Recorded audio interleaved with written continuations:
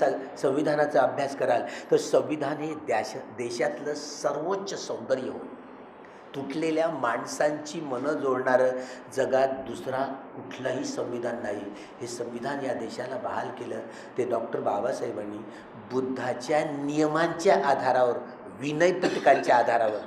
दोन भाऊ जरी असले, आमचाच मित्र जो या देशाचा संरक्षण मंत्री होता प्रमोद महाजन, त्याच्याच भावाने गोळ्या घातल्या. ही रक्ताची नाती गोती माणसं विसरून जातात. तू मैं तू जराशी शांती, सुख आणि समाधान नाही. पण सारीपुत्र आणि महामोगल्ल्यांसारखे दोन आईची दोन लेकरं, पण भगवंतांचे अग्रशावक होते. कधीच वादविवाद झाला नाही, कधीच भांडले नाही. ही कशी माणूस घडला जातो.